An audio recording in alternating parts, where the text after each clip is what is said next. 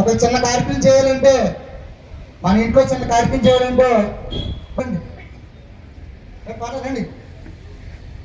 అలాగే ఎన్నో పరిణామాలు మరి ఈ ప్రపంచంలో దేశంలో మరి జరుగుతూ ఉన్నాయి.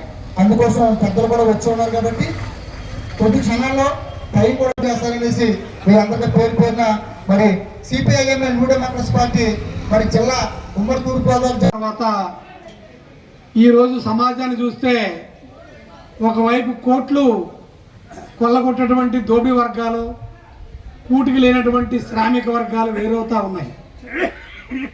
మన కళ్ళ ముందు సెల్ రావచ్చు, టెక్నాలజీ రావచ్చు, రేపు ఏఐ రావచ్చు, ఏదైనా రావచ్చు, కానీ సమాజం మాత్రం దోపిడీ సమాజం మాత్రం మారలేదు.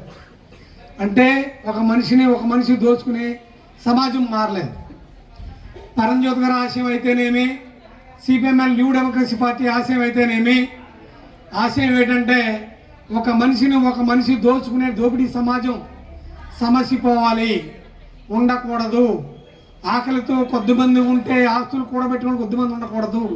అంటే వర్గ సమాజం సమసిపోవాలని, ఈ సమాజంలో ఈ భూమి మీద పుట్టినటువంటి మనుషులంతా కుల మత భేదాలు లేకుండా, ఉన్నవాళ్ళు లేనివాళ్ళని తేడా లేకుండా, దోపిడీ పీడన లేకుండా అందరూ సుఖ సంతోషాలతో బ్రతకలిగినటువంటి సమాజ స్థాపన కోసమే కామెడ్ పరంజ్యోతి గారు ఈ విప్లవబాటు పట్టాడు. మేము కూడా ఆ విప్లవబాటు అందుకే పట్టాం.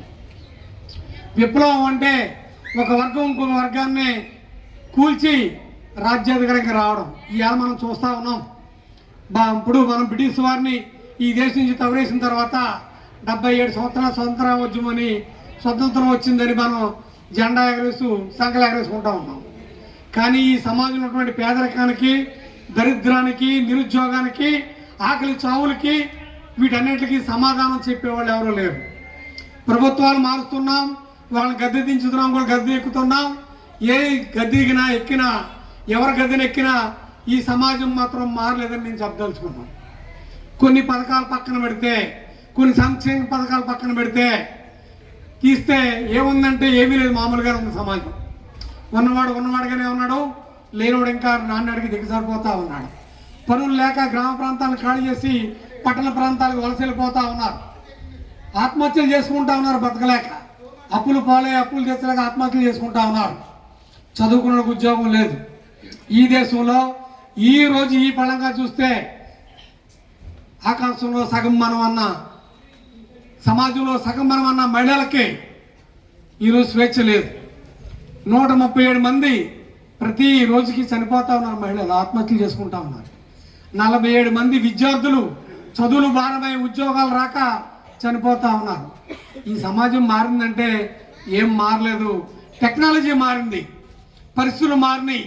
ఎక్కడో ఊరికి దూరంగా ఉండి చదువు లేక, తిండి లేక, గంజి లేక, గడక లేక, ఇల్లు లేక, వాకిలు లేక, ఆత్మగౌరవం లేక బతికినటువంటి దళిత వర్గాలకి ఈరోజు ఏమైనా కొద్దిగా చదువు వచ్చింది, లేకపోతే కొద్దిగా ఉద్యోగాలు వచ్చినాయి తప్ప భూమి మాత్రం రాలేదు. మేమేం చెప్తున్నామంటే సిపిఎంఎల్ న్యూ డెమోక్రసీ విప్లవకారులు, విప్లవ పార్టీలు, నక్సలైట్ పార్టీలు ఏం చెప్తున్నాయంటే ఈ దేశంలో దున్నేవాడికి భూమి రాకుండా సమాజం మారదని చెప్తా ఉన్నాయి. ఇప్పుడు మనం చూస్తూ ఉన్నాం. చూసుకుంటే జనాభాలో దాదాపు 87% ఉన్నటువంటి 87 కోట్ల పైగా ఉన్నటువంటి పేదలకు ఎవరైతే ఉన్నాయో వీళ్ళకి భూములు లేవు. ఈ దేశంలో ఉన్న కోట్లాది ఎకరాలు ఉన్నారో, అగ్ర కులాల్లో ఉన్నారో, పేదలు అందరూ ఉన్నారు. కానీ హక్కు మాత్రం అమలు లేదు. కారణం ఏంటంటే జనం తిరగబడడం లేదు, తిరగబడక హక్కులు రావడం లేదని మనం దృష్టిలో పెట్టుకోవాలి. ఒక పక్కన కూటమి ప్రభుత్వం ఏం చెప్తా ఉంది, ఆ కులం ఈ కులం పేరు లేదు, ఆ మతం ఈ మతం పేరు లేదు, మీకు అందరికీ రైతు భరోసా ఇచ్చేస్తామంటే కేంద్రం 13,000, రాష్ట్రం 7,000, మొత్తం 27,000 రూపాయలు రైతాంగానికి ఇవ్వాల్సింది. సాగు రైతుకి ఇవ్వాల్సింది, కౌలు రైతుకి ఇవ్వాల్సింది వాడి నోటికి రాకుండా చేస్తామని దోపిడీ కాదని మేము అసలు అడుగుతా ఉన్నాం. ఈ దోపిడీ కాదా అని అడుగుతాం. అంటే ఏం జరుగుతూ ఉంది ఈరోజు ఈ దేశంలో? ఈ అటవీ ప్రాంతంలో గనుల్ని ఖాళీ చేయడం కోసం ఇతర దేశ కంపెనీలను ఆహ్వానిస్తూ ఉన్నారు. అందుకే నేను చెప్తా ఉన్నాం, ఈ సమాజం ఒక ప్రమాదకర పరిస్థితుల్లో ఉంది. సాటి మనుషులు చనిపోయినా మాట్లాడే పరిస్థితుల్లో మనం ఉన్నాం. మన కోసం అడవుల్లో తిండి లేక, తిప్పలు లేక ఇబ్బందులు పడుతూ అటవీని రక్షిస్తూ ఈ దేశంలో పౌరులకు హక్కులు కావాలని పోరాడితేనే ఈ హక్కులు వచ్చినాయి మనకి. ఈరోజు అటవీ ప్రాంతం ఉన్నా కీయలేదు. మీకు తెలుసు కదా, మొన్న కూటమి ప్రభుత్వం విశాఖలో కోపలపాడు దగ్గర 99 ఎకరాల భూమిని ఎకరానికి రూపాయి, సంవత్సరానికి లీజు, ఎకరానికి రూపాయి లీజు 99 ఎకరాలని టాటా కన్సల్టెన్సీ కంపెనీ గారు ఇచ్చేశారు. ఎవడాడు కోటీశ్వరుడు టాటా వాడికి ఇచ్చేసాడు. ఏంటంటే అబ్బా అది కంపెనీ పెడతారో ఉద్యోగాలు వస్తారు. ఉద్యోగాలు ఎవరిని ఎవడన్నాడయా? ప్రైవేట్ కంపెనీలు భూమి అప్పచెప్పడం ఏంటి? దళితులకు పంచాల్సిన సీలింగ్ భూములు కానీ, అసెంట్ భూములు కానీ, పేదల భూములు కానీ పెద్ద పెద్ద ప్రైవేట్ కంపెనీలకు అప్పచెప్తా ఉన్నారు. టీసీఎస్ కంపెనీ అని, లూలు కంపెనీ అని వాటికి తీసుకొచ్చి పెట్టుబడులు పెట్టమంటా ఉన్నారు. మనం దృష్టిలో పెట్టుకోవాలి.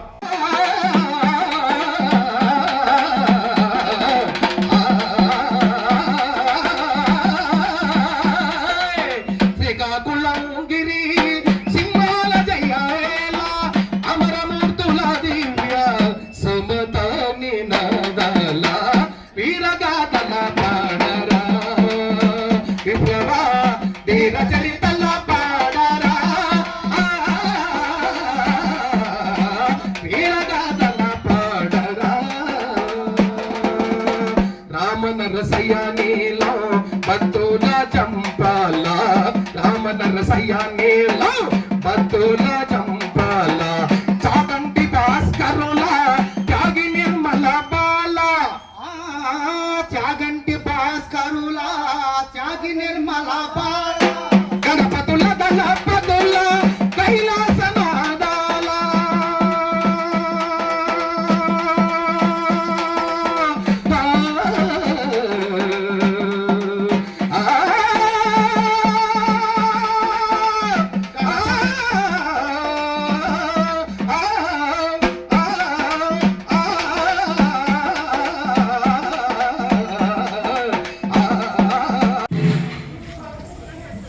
అదేవిధంగా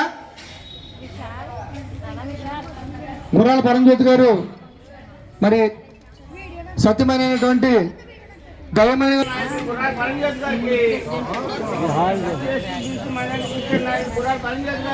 మిత్రులారా, అలాగే